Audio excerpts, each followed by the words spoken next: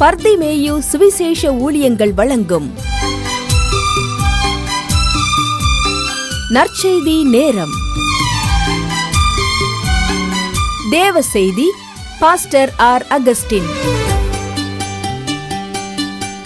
இந்த நாளில் உங்களோடு நான் பேசி வருகிறேன்.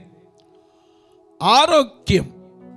ஆண்டவருடைய வார்த்தை சொல்லுது, என் நாமத்தை அறிஞ்சிருக்கிற ஒவ்வொருவருக்கும் ஆரோக்கியம் இருக்குன்னு தான் சொல்லுது. ஆண்டவருக்கு பயப்படுறவங்க மேலே கூட அந்த ஆரோக்கியம் பரிபூர்ணமாக இருக்கும். ஏன்னா அவரே சொல்கிறார், நான் உங்களுக்கு ஆரோக்கியத்தை சௌக்கியத்தை அனுப்புவேன், குணமாக்குவேன் அப்படி தான் சொல்லியிருக்கார். ஆனால் ஏன் ஐயா வியாதியை முன்னிலிருந்து விலக்குவேன்னு சொன்ன கர்த்தர் இன்னைக்கு தாவீது சொன்னானே, அவர் சாதாரண மனுஷன் இல்லை, ஆண்டவருக்காக எத்தனையோ பாடல்களை எழுதினவன். ஆனால் அவன் சொல்றான், கர்த்தாவே உம்முடைய கோபத்தினாலே என் மாம்சத்திலே ஆரோக்கியம் இல்லைங்கிறான். இன்னைக்கு மாம்சத்தில் ஆரோக்கியம் இல்லாமல் போவதற்கு காரணம் என்ன? ஒரு காரணத்தை நாம் கற்றுக்கொண்டோம். ஆரோனும் மிரியாமும் தன் சகோதரனுக்கு விரோதமாக பேசி கர்த்தர் கேட்டு நியாய தீர்ப்பு செய்ததை நாம் மறக்கக்கூடாது. ஏன்னா நமக்கு நியாய தீர்ப்பு உண்டு, மறந்துடாதீங்க. அவனவன் கிரியைகளுக்கு தக்க அவனவனுக்கு அளிக்கும் பலன் கர்த்தர் நிச்சயமாக தருப்புவார். அதனால தான் நாம் பாடிட்டு இருக்கிறோம், நியாய தீர்ப்பின் நாள் நெருங்குதே, நேசர் வரும் காலம் ஆகுதே, இந்த மாயலோகை நம்பி வாழ்ந்திடும் மானிடரை மீட்க மாட்டீரோ என்று பாடுகிறோமே.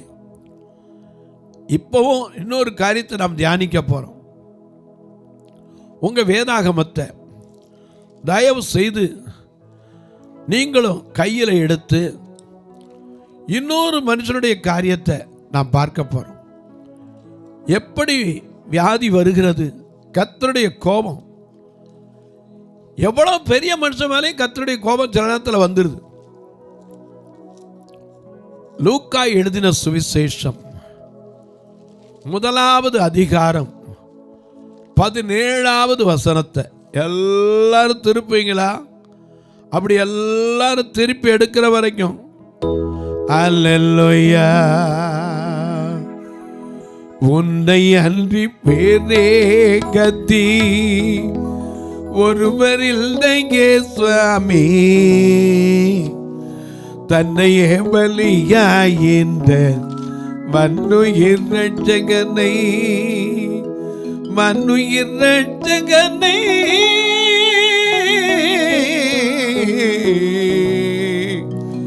மன்னுயிர் ரட்சகனை.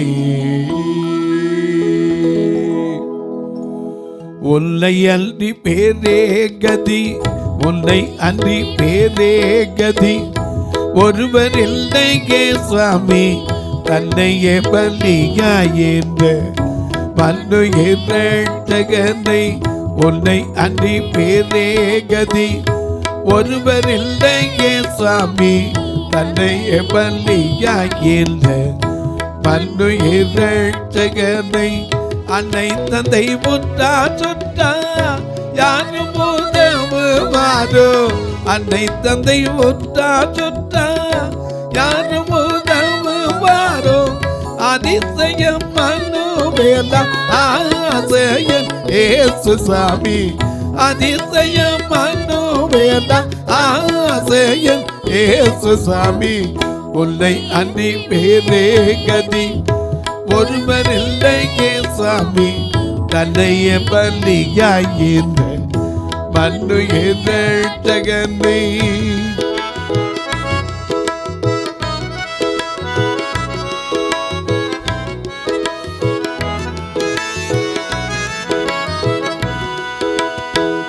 எத்தனை கற்றாலும் தேவன், எத்தனை கற்றாலும் தேவன், பக்தி ஏதும் மற்ற பாவி எவ்வளவு புத்தி கேட்டும் அவ்வளவுக்கு அதிதோஷி.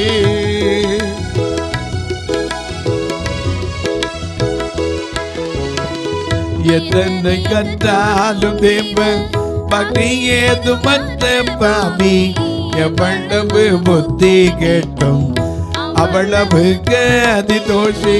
பின்னனை போல் பிதட்டியே கத்தியே புலம்பும் ஏழை. பித்தனை போல் பிதட்டியே கத்தியே புலம்பும் ஏழை. பேதையை காண்டை தேற்றி பிழைக்கமை இயேசு சாமி. பேதையை காண்டை தேற்றி பிழைக்கமை இயேசு சாமி. உன்னை அன்றி பேரே கதி ஒருவர் இல்லையே சாமி. தன்னை பலியாகின்ற மன்னுயிர் ரட்சகனை.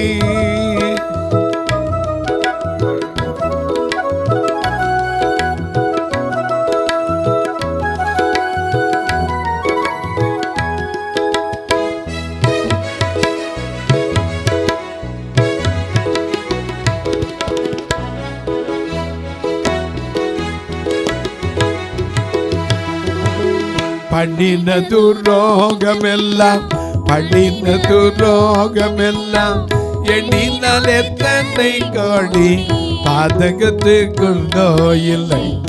பரிதவித்தேனை தேடி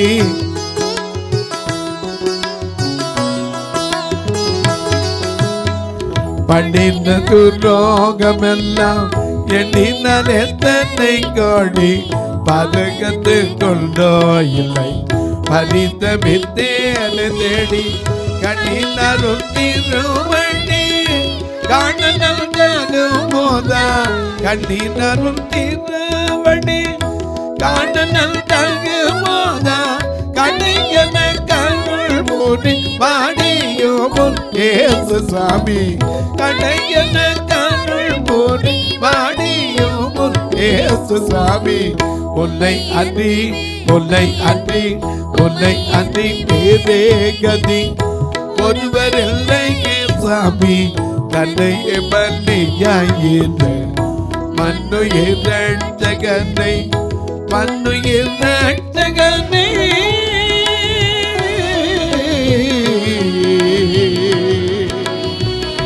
மன்னுயிர் ரட்சகனை.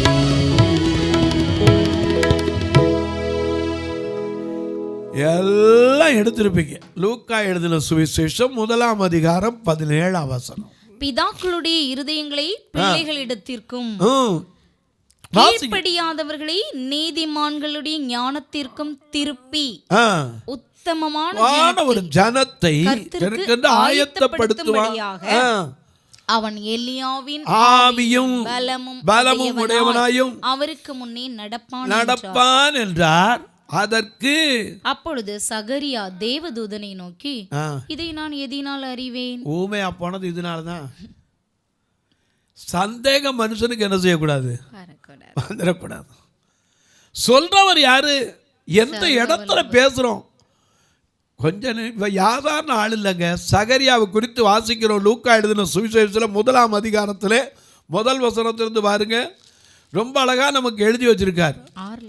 சரி, 6ல வாசிங்க. பெண்ணா யூதேயா தேசத்தின் ராஜாவாகிய ஏரோதின் நாட்களில் சகரியா என்னும் ஆசாரிய வகுப்பில் சகரியா என்னும் பேருள்ள ஆசாரியன் ஒருவன் இருந்தான். இவன் யாரு? ஆசாரியன். ஆசாரியன் யாரு? வெளிப்படுத்தல் 1:6 படி எல்லாம் யாரு? கழுவப்பட்டவர்கள். வாசிங்க 1:6. நம்மிடத்தில் அன்பு கூர்ந்து தமது இரத்தத்தினாலே நம்முடைய பாவங்கள் அற நம்மை கழுவி தம்முடைய பிதாவாகிய தேவனுக்கு முன்பாக நம்மை ராஜாக்களும் ஆசாரியர்களும் ஆக்கின அவருக்கு மகிமையும் வல்லமையும் என்றென்றைக்கும் உண்டாயிருப்பதாக. ஆமா, ரத்தத்தினால் பாருங்க. கல்வாரி இயேசுவின் ரத்தம் ஜெயம், காருண்ய தேவனின் ரத்தம் ஜெயம், ரத்தம் ஜெயம், ரத்தம் ஜெயம், ரத்தம் ஜெயம், ஓஹோ ரத்தம் ஜெயம். கல்வாரி இயேசுவின் ரத்தம் ஜெயம், காருண்ய தேவனின் ரத்தம் ஜெயம். வீரம் நீக்கிடும் ரத்தம் ஜெயம், பலவீனம் மாற்றிடும் ரத்தம் ஜெயம், அதிகாரம் தந்திடும் ரத்தம் ஜெயம், அதிசயம் செய்திடும் ரத்தம் ஜெயம், ஆஹா ரத்தம் ஜெயம், ஓ ரத்தம் ஜெயம், ஆஹா ரத்தம் ஜெயம், கல்வாரி இயேசுவின் ரத்தம் ஜெயம், காருண்ய தேவனின் ரத்தம் ஜெயம்.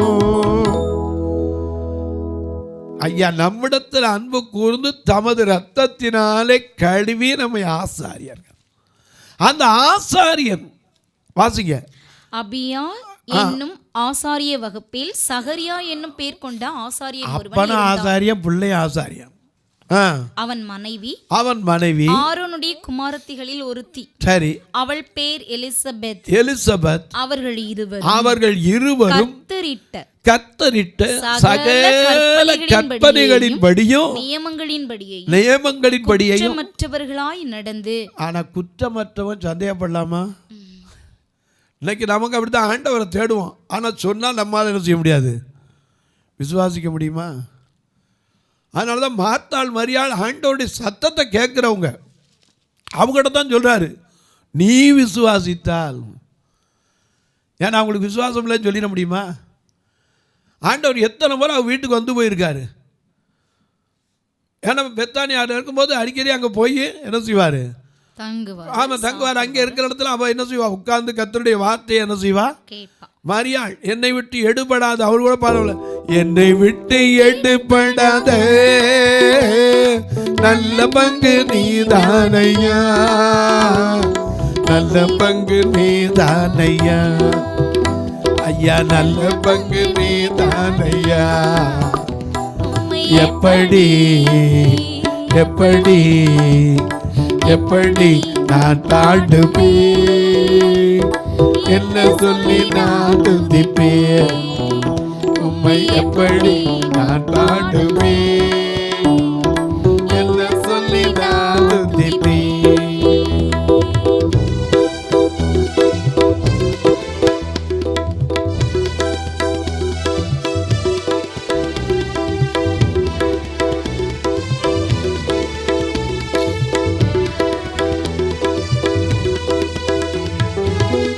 பாதம் அமர்ந்திருந்து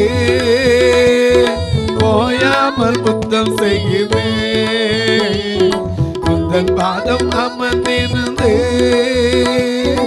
ஓயாமல் முத்தம் செய்கிறேன், ஐயா ஓயாமல் முத்தம் செய்குவேன், ஐயா ஓயாமல் முத்தம் செய்குவேன், உம்மை எப்படி எப்படி எப்படி நான் பாடுவேன், என்ன சொல்லி நான் துதிப்பேன், உம்மை எப்படி நான் பாடுவேன், என்ன சொல்லி நான் துதிப்பேன்.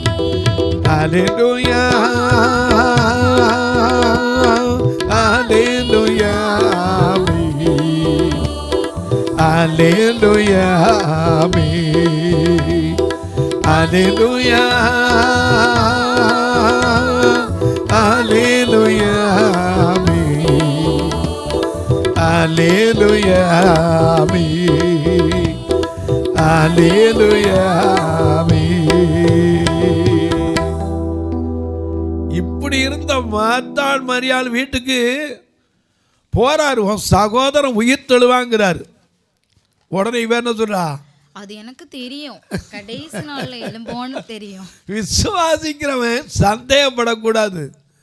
ஏன்னா நானே உயிர் தெழுதலும் ஜீவனுமாய் இருக்கிறேன், என்னை விசுவாசிக்கிறவன் மரித்தாலும் பிழைப்பான். ஏன் அந்த வார்த்தை இவளுக்கு தெரியாம போயிடுச்சு? இன்னைக்கு நமக்குள்ள அதுதான் பிரச்சனை. உட்காந்து பிரசங்கம் கேட்பான், வசனம் கேட்பான், ஆனால் மண்டையில் நிற்க மாட்டேங்குது. ஆனால் நமக்குள்ள வந்துச்சுன்னா டாக்டர் சொல்லிட்டார், சொல்லட்டும் ஐயா.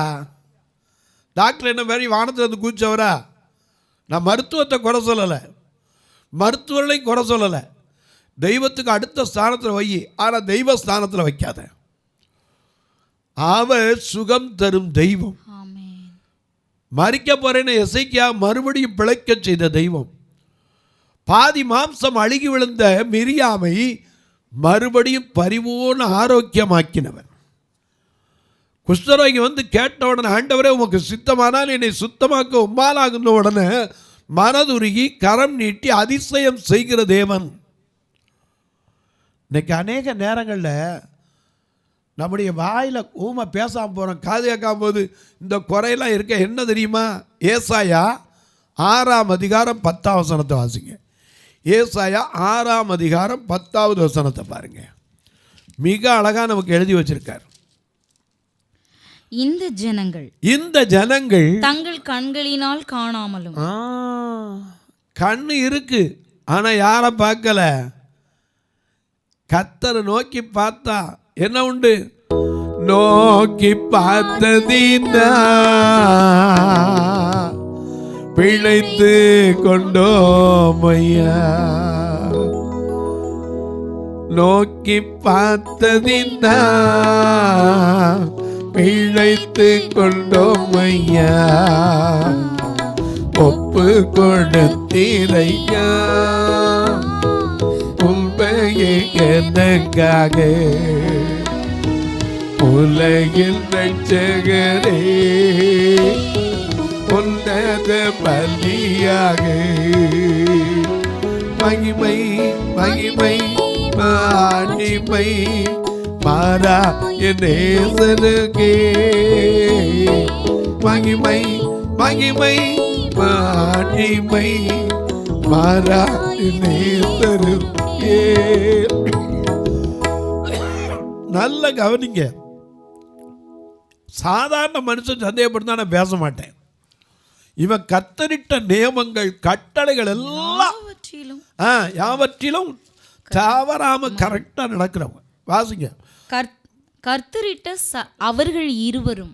யாரு? புருஷனும் மனைவியும் கர்த்தரிட்ட சகல கற்பனைகளின். இன்னைக்கு அப்படிப்பட்ட குடும்பத்தை பார்க்க முடியாது. ஆசாரிய சர்ச்சுக்கு போனா அவருடைய மனைவி என்ன செய்வாங்க? வீட்டில் உட்காந்துட்டு கேட்டால் வர்றதுக்குள்ள சமையல் பண்ணிவிட்டு பாதி செய்தியில் வந்து உட்காருவாங்க. அப்படி இல்லை.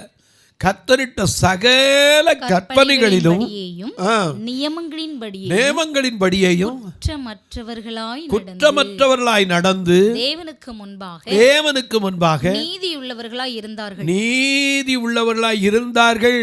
எலிசபெத் மலடியா இருந்தபடியினால் அவர்களுக்கு பிள்ளை இல்லாமல். அப்படிப்பட்ட சகரியா தன் கடைசி நாட்கள்ல ஆசாரிய முறைமையின்படி சீட்டு பெற்று தூபம் காட்டுவதற்கு அவன் ஆலயத்திற்குள்ள பிரதான அல்லது பரிசுத்த மகா பரிசுத்த ஸ்தலத்துக்குள்ள என்ன இருக்கான்? போய் நிற்கிறான். அங்கதான் கர்த்தருடைய தூதனானவர் என்ன செய்றாரு? தரிசனமாகி 13ஆம் வசனத்திலிருந்து பார்க்கிறோம். தூதன் அவனை நோக்கி சகரியாவே பயப்படாதே. இதுக்கு மேல அவன் அந்த இடத்துக்கு வர்றதுக்கு வாய்ப்பு கிடையாது. ஏன்னா கடைசி முறை சீட்டு முறைமையின்படி பெற்று வந்திருக்கிறான். இதுக்கப்புறம் அந்த ஸ்தலத்துக்கு வரல. ஏன்னா வயது முதிர்ந்த கிழமை 2 பேர் வயது சென்றவர்களாக இருந்தார்கள். அப்படிப்பட்ட ஆசாரியன் கர்த்தரை தரிசிக்கிறவன், மற்றவங்களுக்கு எடுத்து போதிக்கிறவன். அதனால தான் நம்ம சொல்கிறோம், ஐயா போதிக்கிற நாமே ஆகாதவனை என்ன செஞ்சிடக்கூடாது, போயிடக்கூடாது. உங்களில் அநேகர் போதகராகாது இருப்பீர்களாக. எதுக்கு? அதிக ஆக்கினை அடைவோம் என்று முதல்ல அறிந்து கொள்ளணும். எதேதோ தெரியுங்கிறோம். இது தெரிஞ்சிருக்கா? கர்த்தர் சொன்னா அவர் பொய் சொல்லுவாரா? என்னாகும் 23:19 அடிக்கடி நம்ம தியானிக்கிறோம். அவர் பொய் சொல்ல ஒரு மனிதன் கிடையாது. மனம் மாறவும் மாட்டாரு, சொன்னதை செய்யாம இருக்க மாட்டாரு, வசனித்தும் நிறைவேற்றாதே இருப்பாரா அப்படின்னு கேட்கிறோம்ல. யோபு 33:14 ஒரு தடவை சொல்லிட்டா மறு தடவை திருத்தி கூட சொல்ல மாட்டாருங்கிறமே. தேவன் ஒரு விசை சொல்லிய காரியத்தை மறுவிசை பார்த்து திருத்துகிறவர் அல்ல. 23:14 அதுதான் சொல்ற, எனக்கு என்று குறித்திருக்கிறதை அவர் நிறைவேற்றுவார். இப்படிப்பட்டவை இன்னும் அநேகம் அவரிடத்தில் எல்லாம் இழந்தார். யோபு நம்பினா, ஆனா சகரியா நம்ப முடிஞ்சா? சொல்றாரு கர்த்தருடைய தூதன் அவருக்கு தரிசனமாகி, சகரியாவே பயப்படாத, உன் வேண்டுதல் கேட்கப்பட்டது. மனைவியாகிய எலிசபெத் உனக்கு ஒரு குமாரனை பெறுவாள். அவனுக்கு யோவான் என்று பெயரிடுவாய். ஐயா, பிறக்க போற பிள்ளைக்கு பேர் கூட அட்வான்ஸா சொல்லிட்டார். அவன் எப்படி இருப்பான்னு சொல்லிட்டாரு. உனக்கு சந்தோஷமும் மகிழ்ச்சி மகிழ்ச்சியும் உண்டாயிருக்கும். அவன் பிறப்பு நிமித்தம் அநேகர் சந்தோஷப்படுவார்கள். அவன் கர்த்தருக்கு முன்பாக பெரியவனாய் இருப்பான். திராட்சரசமும் அதுவும் குடியான். தன் தாயின் வயிற்றில் இருக்கும் போதே பரிசுத்த ஆவியினாலே நிரப்பப்பட்டிருப்பான். அவன் இஸ்ரவேல் சந்ததியாரில் அநேகரை அவர்கள் தேவனாகிய கர்த்தரிடத்துக்கு திருப்புவான். பிதாக்களுடைய இருதயங்களை பிள்ளைகளிடத்திற்கும் கீழ்ப்படியாதவர்களின் நீதிமான்களுடைய ஞானத்திற்கும் திருப்பி உத்தமமான ஜனத்தை கர்த்தருக்கென்று உண்மை வழி நடந்திடும் உத்தமனுக்கென்றும் கர்த்தர் துணை. உண்மை வழி நடந்திடும் உத்தமனுக்கென்றும் கர்த்தர் துணை. கண்கள் அவன் மீது வைத்திடுவா, கண்கள் அவன் மீது வைத்திடுவா, கருத்தாய் காத்திடுவா. கண்கள் அவன் மீது வைத்திடுவா, கருத்தாய் காத்திடுவா. கர்த்தரை நம்பியே ஜீவிப்போம், கவலை கஷ்டங்கள் தீர்ந்திடும். கைவிட காத்திடும் பரமனில் கரல்களை நாம் பற்றிக் கொள்வோம். கைவிட காத்திடும் பரமனில் கரல்களை நாம் பற்றிக் கொள்வோம். நல்ல கவனிங்க. உத்தமமான ஜனத்தை ஆயத்தப்படுத்துவான். ஆனால் சகரியாவுக்கு சந்தேகம். இன்னைக்கு உங்களுக்கு அதான் சொன்னேன். அவர் நாமத்திற்கு பயந்திருக்கிற உங்கள் மேல நீதியின் சூரியன் உதிக்கும். அவருடைய சட்டையின் கீழே வந்தேன்னா ஆரோக்கியம் இருக்கும். வெளியே புறப்பட்டு போய் கொளுத்த கன்றுகளை போல இருப்பீங்க. ஆனா நாள் எப்படிப்பட்டதா இருக்கும்? கொப்பு வேறு எல்லாம் அடிக்கிற நாள். அகங்காரிகள் அக்கிரமக்காரன்னா துரும்ப போல இருக்கிற நாள். ரோமர் 8:28 அன்றியும் அவருடைய தீர்மானத்தின்படி அழைக்கப்பட்டு தேவனிடத்தில் அன்பு கூறுகிறவர்களுக்கு சகலமும் நன்மைக்கேதுவாய் நடக்கும். ஆனா நமக்கு அந்த விசுவாசம் வந்துருதா? ஊமையாருக்கு சொல்றேன். ஊமை எதுக்கு தெரியுமா? சகரியாவுக்கு ஏன் ஊமை ஆக்கணும்? ஆண்டவர் அடையாளம் வச்சுட்டு போறாரு. இதை நான் எதினால் அறிவேன். அதான் கேட்டான். அப்படியா? உனக்கு ஒரு ப்ரூஃப் வேணுமா? அடையாளம் வேணுமா? ஓகே, இந்த பிள்ளை பிறந்து பேர் வைக்கிற வரைக்கும் அவ்வளோதான். தொலைக்காட்சியில் பார்க்கிற என் அன்பு மக்களே, இந்த நிகழ்ச்சியை நாள்தோறும் பார்க்குறீங்க, கேட்குறீங்க, பரவசப்படுறீங்க. ஒரு வார்த்தை ஜெபம் பண்ணுறீங்களா? தொடர்ந்து வரணும். இதற்கான பொருளாதார தேவை சந்திக்கப்படணும். ஒவ்வொரு நாளும் இந்த ப்ரோக்ராம் வரணும்னா ரெக்கார்டிங்கை சேர்த்து 5000 ரூபா செலவழிக்கணும். எங்கள் சபை அதை விட ஞாயிற்றுக்கிழமை வந்தாலே எனக்கு பயம். ஏன் தெரியுமா? எல்லாரையும் கூட்டிகிட்டு வரதுக்கு வேன் வாடகைக்கு எடுக்கணும். அவங்கள வர்றவங்கள சாப்பிட வச்சு அனுப்பணும். யார் யார் எந்தெந்த குறையோடு வரணும். சிலர்லாம் பார்த்தீங்கன்னா மாத்திரை சீட்டை தூக்கிட்டு வந்து நிற்பாங்க. பிரதர், ஐயோ எனக்கு இப்படி பிள்ளைக்கு சோமலாமல் இருக்குது, டாக்டர் மருந்து எழுதி கொடுத்தாரு, வாங்குகிற காசில் வந்து நிற்பாங்க. சிலர் பார்த்தீங்கன்னா சரி ஒன்றும் இல்லை பிரதர், நேற்று நடந்து போயிருந்தேன், ஒரு வாகனம் என்னவோ கவனிக்காமல் வந்துட்டாங்க, என் கையில் அந்த கம்பு ஒடிஞ்சு வச்சுன்னு வந்து நிற்பாங்க. இன்னும் ஒரு சிலர் பார்த்தீங்கன்னா ஒன்றும் இல்லை பிரதர், நேற்று அப்படியே வீட்டுக்குள்ளே தான் இருந்தேன் பிரதர், எப்படின்னு தெரில, ஒரு இடத்துல வலிக்கிருச்சு, கால் மறந்து வச்சுட்டேன், எனக்கு அப்படியே சுளுக்கிருக்கு, போய் மாற்ற மாட்டேன், மூ வாங்கி தைக்கணுங்க, மூ வாங்க கூட காசில் வந்து நிற்கிறவனு உண்டு. கர்த்தர் ஏவினால் நீங்களும் உதவலாம். இவங்களை கூப்பிட்டு வரக்கோ, நல்ல சாப்பாடு கொடுக்குறக்கோ, உதவி செய்கிறக்கோ உதவலாம். திருநெல்வேலியோட ஒரு கட்டுமான பணி நடக்குது. வயது முதிர்ந்த பார்வையற்ற சகோதரிகள் எத்தனையோ பேர் தள்ளப்பட்டு கிடக்க. அன்னைக்கு காலையிலோட ஒரு பையன் வந்திருந்தான், 26 வயசு பையன்.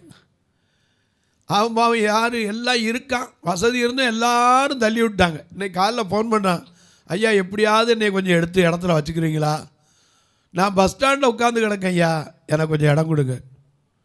இப்படிப்பட்ட மக்களுக்காகத்தான் திருநெல்வேலியில் தங்குறதுக்கு இடம் இன்னும் கட்டி வாரோம். நீங்களும் கர்த்தர் ஏவினால் ஒரு சதுரடி 2300 ரூபா இதற்கென்று உதவலாம். அது மட்டுமல்ல, உங்கள் ஜெபக்காரி எது இருந்தாலும் காலை 10லேருந்து 5 மணிக்குள்ளே. ஏயா 10லேருந்து 5 காலையில் சொல்லக்கூடாதா? சொல்லலாம். நான் தெருவில் பிரசங்கம் பண்ண போகிறாள், அப்போ ஃபோனை கையில் எடுத்துக்கிட்டே போக முடியாது. இந்த தொலைக்காட்சிக்கு வரும்போது எத்தனை பேர் ஃபோன் அடிச்சுட்டு கேட்குறீங்க, ஃபோன் அட்டன் பண்ணல நீங்கள். எல்லா நேரம் ஃபோனை வச்சுருக்க முடியாது. அதுக்காக இன்றைக்கி மற்றவங்கள்ட்ட கொடுத்துட்டு வந்து நான் சும்மாவாது இல்லை உங்களுக்காக ஜெபம் பண்ண ஆள் வச்சுருக்கேன்னு சொல்கிற ஆள் நான் கிடையாது. நான் எடுத்து உங்களுக்காக ஜெபிக்கிறேன்னு வாஞ்சிக்கிற ஆள். 10லேருந்து 5 மணிக்குள்ளே கொடுங்க. ரெக்கார்டிங்கில் இருந்தால் அல்லது எங்கேயாவது போக்குவரத்தில் இருந்தால் ஒழிய கட்டாயம் உங்கள் ஃபோனை அட்டன் பண்ணுவேன். ஒரு வேளை கேட்கலாம், ஐயா நாங்கள் பார்க்குறோம், இதுக்கு உதவி செய்ய ஆசை இருக்குது, எப்படி தொடர்பு உள்ள? இதில் 2 நம்பர் ஜிபே ஃபோன்பே வந்துக்கிட்டே இருக்கும். ஒருவேளை ஐயா ஃபோன் வழியாக நாங்கள் தொடர்பு பண்ணோம், இப்படி கணக்கு வைக்கிறதுக்கும் ஃபோன் நம்பர் உண்டா? உண்டு. அதில் அடித்து பாருங்கள், அதில் உங்களுக்கு கணக்கு வைக்கிறதுக்கும் வழி உண்டு. 8438852500 இந்த நம்பர் வழியாக நீங்கள் தொடர்பு கொண்டா ஐயா அந்த பில்லை என்கிட்ட சொல்லலாம் போட்டுட்டு உங்களுக்கு அது கணக்கு வைப்பதற்கு உதவியாக இருக்கும். அதே போல் நீங்கள் வந்து பார்க்கலாமா? தாராளமாக வந்து பார்க்கலாம். ஃபோன் பண்ணிவிட்டு வாங்க, நானே உங்களை கூட்டிகிட்டு வரேன். வந்து பாருங்கள், வந்து பார்த்தாக்கா எதுவும் செய்யணுமா அப்படிலாம் இல்லை. கர்த்தர் ஏவினான். எனக்கு அன்பானவர்களே, உங்கள் ஜெபக்காரி எது இருந்தாலும் இந்த 40 நாள் ஜெபத்தில் வைப்பதற்கு நெடுநாள் தடைப்பட்டிருக்கிற காரியம் எது இருக்கோ அந்த காரியத்தை தாராளமாக நீங்கள் கூட்டு சொல்லலாம். இந்த 40 நாள் ஜெபத்தில் வருகிற மக்களுக்கு ஒரு நாள் அவங்கள ஜெபம் முடிக்கும்போது ஒரு நல்ல ஜூஸு பிஸ்கட் கொடுத்து அனுப்புறதுக்கு உதவ கர்த்தர் உங்களை ஏவினால் 40 நாளில் ஒரு நாள் அல்லது 2 நாள் 3 நாள் உங்களுக்கு ஏவுகிறபடி கர்த்தர் ஏவினால் நீங்கள் தொடர்பு கொள்ளலாம். தபால் மூலம் அல்லது மணி ஆர்டர் மூலம் தொடர்பு கொள்றவங்களுக்கு சொல்லுவேன். அந்த மணி ஆர்டர் காசு செலவெலாம் அனுப்புறதுக்கு ஒரு வழி உண்டு. தயவுசெய்து குறிச்சிக்கோங்க. 36 35 38 89 63 36 35 80 அதாவது 36 35 38 89 63 இந்த நம்பரை எழுதி கொடுத்தீங்கன்னா அங்கேயே account number, post office account number தான், அது வழியாக நீங்கள் கட்டலாம். இப்போ உங்களுக்காக ஜெபிக்கட்டுமா? நல்ல பிதாவே, நன்றியோடு துதிக்கிறோம் சுவாமி. ஆரோக்கியம் ஏன் கெடுகிறது? கர்த்தருடைய கோபத்தினால. அறிந்தவனும் கூட சில நேரத்தில் ஆண்டவரை கோபப்படுத்தினான். சகரியாவுக்கு சொல்லப்பட்ட அந்த தூதனை நோக்கி எதினால் அறிவேன் என்றானே, அறிவதற்கு அடையாளத்தை வைத்து சென்ற தெய்வமே, இன்றைக்கு சந்தேகப்படாமல் விசுவாசிக்கிற ஒவ்வொரு மக்களுக்கும் பரிபூர்ண சுகத்தையும் ஆரோக்கியத்தையும் கொடுங்க. இந்த ஊழியத்தை தாங்குகிற, ஜெபிக்கிற, கொடுக்கிற எல்லோரையும் ஆசீர்வதியும். பிறந்த நாள், திருமண நாளை நினைவு கூறுகிற மக்களுக்காய் ஜெபிக்கிறேன். ஒவ்வொருடைய கண்ணீர் மாறட்டு, கவலைகள் மாறட்டு, வேதனைகள் விலகட்டும். வானத்திற்கும் பூமிக்கும் சகல அதிகாரம் கொண்ட இயேசுவின் நாமத்திலே இன்றைக்கு காது கேட்காத, வாய் பேசாத பிள்ளைகளை வைத்துக்கொண்டு கண்ணீர் வடிக்கிற பெற்றோருக்காய் ஜெபிக்கிறேன். உடைய கண்ணீரும் மாறட்டும். இயேசுவின் நாமத்தில் ஜெபங்கேளு நல்ல பிதாவே, ஆமென். சபை ஆராதனை ஞாயிறு காலை 10 மணி முதல் 12 மணி வரை. இடம் பர்திமேயு சுவிசேஷ ஆலயம், அன்னை சத்யா நகர், இளமனூர் அஞ்சல், சக்கிமங்கலம் வழி, மதுரை மாவட்டம். பின்கோட் 625201 மற்றும் பர்திமேயு சுவிசேஷ ஜெப வீடு, flat number 107, Eden garden, Muthur, Tirunelveli. Pin code 627011. சிறப்பு உபவாச கூட்டம் ஒவ்வொரு மாதமும் 2வது சனிக்கிழமை காலை 10 மணி முதல் 1 மணி வரை நாகர்கோவில் YMCA ஹாலில் வைத்து நடைபெறுகிறது. மற்றும் ஒவ்வொரு மாதமும் 4வது சனிக்கிழமை காலை 10 மணி முதல் 1 மணி வரை திருநெல்வேலி புதிய பேருந்து நிலையம் அருகில் உள்ள கிரேஸ் ஹாலில் வைத்து நடைபெறுகிறது. எங்கள் எல்லா ஆராதனைகளிலும் கலந்து கொண்டு தேவனை மகிமைப்படுத்த அன்பாய் அழைக்கிறோம். உங்கள் உதாரத்துவமான காணிக்கைகளினால் இவ்வூழியத்தை தாங்க விரும்பினால் R Augustine, account number 5021364331, IFSC code IDIB 000B066, Indian bank, BP Kulam, Madurai. GPay number 9842181917, BGM ministries மற்றும் 9442559772, பிளைண்ட் மினிஸ்ட்ரீஸ் அகஸ்டின். உங்கள் தொடர்புக்கு பாஸ்டர் ஆர் அகஸ்டின், பர்திமேயு சுவிசேஷ ஊழியங்கள், நாகமலை, புதுக்கோட்டை, மதுரை 625019. தொலைபேசி எண்கள் 9842181917 மற்றும் 9442559772. கர்த்தர் தாமே உங்களை ஆசீர்வதிப்பாராக.